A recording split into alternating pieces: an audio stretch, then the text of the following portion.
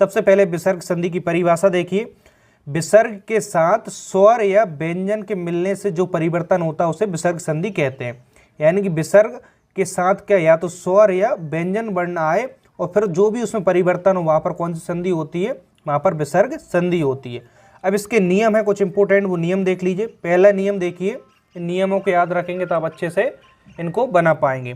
तो पहला नियम है कि विसर्ग के बाद सा सा सा, तीन सा है, विसर्ग के बाद प्लस है, यानी प्लस के बाद वर्ण और प्लस से पहले, यानी कि यहाँ पे विसर्ग के बाद सा सा सा आए तो क्या हो जाता है, एक क्रमशः सा आधे सा में बदल जाएगा, यानी तीनों सा आधे आधे में बदल जाएंगे। हलंत का मतलब क्या होता है, यहाँ पे आधे आधे में बदल जाएंगे। सिंपल नियम है।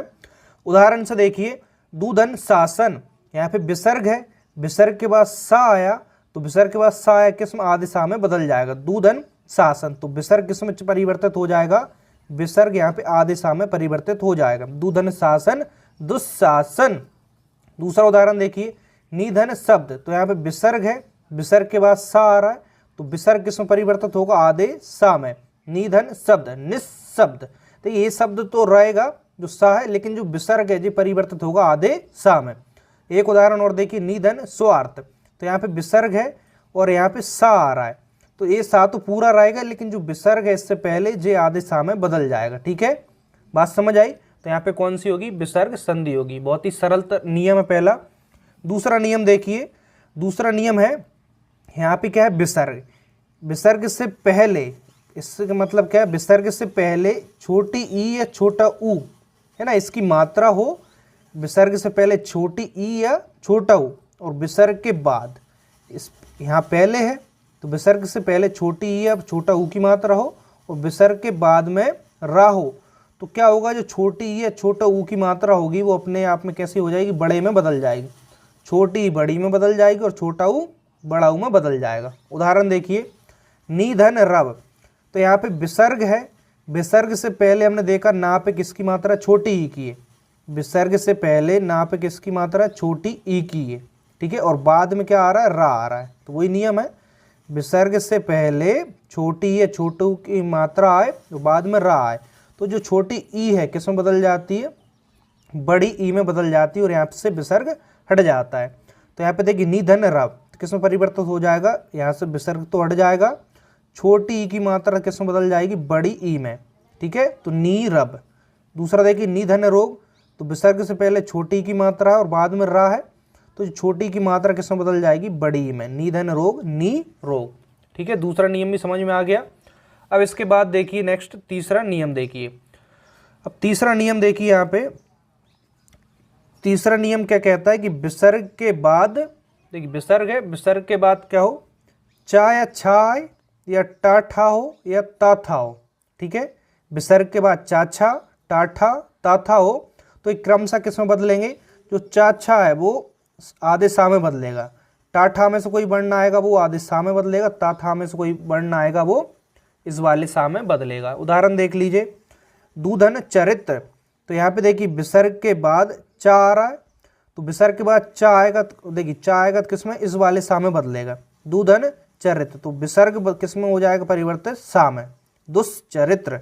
निधन ठुर, तो विसर्ग के बाद ठा आ रहा है तो ठा ठा किस में बदलेगा, आधे सा में, निधन ठुर निष्ठुर।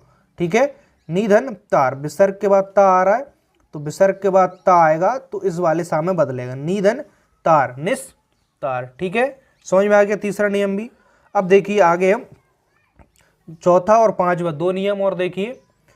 चौथा नियम है कि विसर्ग के बाद का खा पा फा, विसर्ग के बाद का खा पा फा ये वर्ण आए तो क्या होता है, इसमें कोई भी परिवर्तन नहीं होता है। उदाहरण देखिए, प्रातः काल, तो विसर्ग के बाद का आ रहा है तो इसमें कोई परिवर्तन नहीं हो रहा, जो के तो लिखना है प्रातः काल। पया धन पान, तो विसर्ग के बाद पा आ रहा है तो इसमें कोई परिवर्तन नहीं हो रहा, जो के तो लिखा आ रहा है, तो यहाँ पे कौन सी होगी, विसर्ग संधि। समझ में आ गया। पांचवा नियम देखिए, इसको ध्यान से समझिए, पांचवा नियम भी सरल ही है। जब देखिए यहाँ पे पहले विसर्ग है तो विसर्ग से पहले छोटा और बड़ा के अलावा कोई अन्य स्वर आए, ठीक है, इन दोनों के अलावा कोई अन्य स्वर आए और विसर्ग के बाद में किसी भी वर्ग का तीसरा, चौथा और पांचवा वर्ण हो, या फिर या रा ला बाओ। फिर से देखिए, विसर्ग से पहले छोटा और बड़ा आ के अलावा कोई अन्य स्वर हो और विसर्ग के बाद किसी भी वर्ग का तीसरा चौथा पांचवा वर्ण हो या फिर या रा ला बा इनमें से कोई वर्ण हो, तो क्या होता है, जो विसर्ग है, जो विसर्ग इस प्रकार के रा में बदल जाता है। इसको हम ब्रैकेट में देखिए, इस प्रकार की यानी मात्रा में बदल जाता है विसर्ग। उदाहरण से समझिए, दूधन निवार।